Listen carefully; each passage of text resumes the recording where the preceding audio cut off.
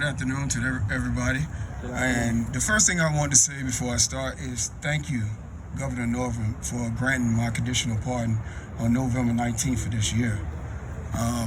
It's a pleasure and an honor to be before most of you. Some of you I have seen on TV countless days, writing, and know you by name, but finally get to see you by face. This is a struggle that we face during incarceration. We have to look at our change within the person that we are every morning. We have to get up and look and tell ourselves that the fight is worthy and that we need to keep fighting. Year after year, I had to remind myself of what brought me to Virginia, which was my mother. She brought me to Virginia from New York to give me options. She brought me to Virginia to give me a better chance at life and opportunity that she felt that I didn't have in New York City. But through the power of one decision, that's all it took. It was one decision that took that life away. And I had to face myself and ask myself, how can I change when change is hard? How can I get this done? I was sentenced to 61 years for selling drugs. And I had to wake up each morning and ask myself that. So I just went into action. I really am not a person of talking unless it's, necessary. So I made positive decisions during difficult situations for 21 years. I put in a conditional pardon when most people laughed at that. They looked at it and say, you put in a pardon, you're just wasting paperwork, it just sits on desks. So it was a blessing to me when I seen that Governor Northam and his staff recognized my change. Because you have to look at that too. If you have people that's incarcerated and they're constantly rehabilitating themselves, constantly turning around and repenting from the people that they was to become better people, and at the end of the day you still get no and doors slammed in your face, it takes a lot to continue that change. It takes a lot to continue that lifestyle.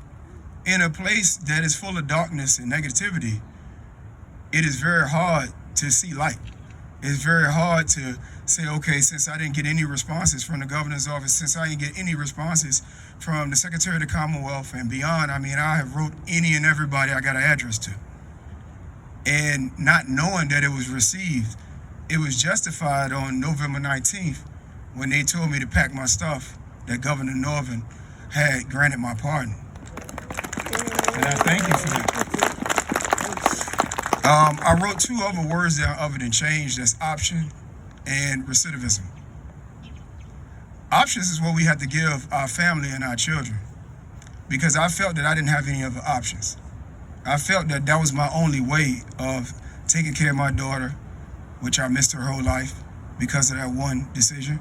I felt that I didn't have any options when I took myself from my mother and my family when I made that one decision. We have to look at the generations that we are facing in society with now. We have to give them more options. And when we tell them to stop doing something, we have to have fulfillment for what we're telling them to stop doing. We have to make freedom an incentive. And that's what we have to put in place.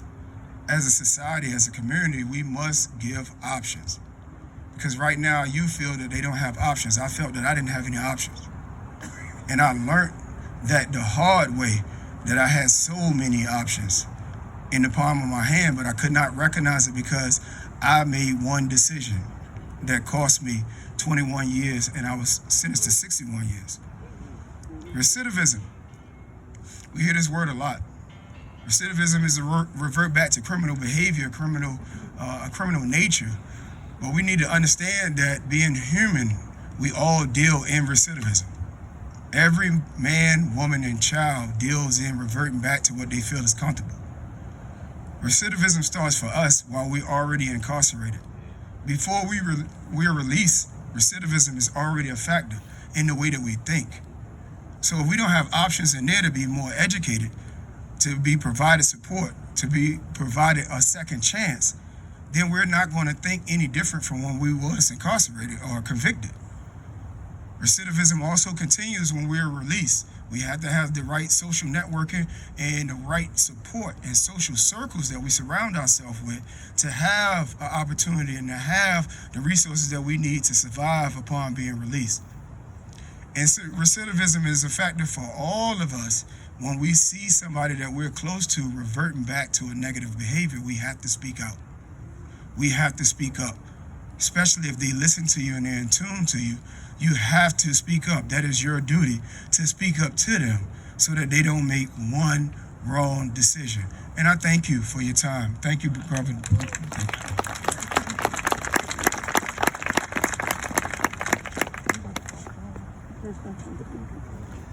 you.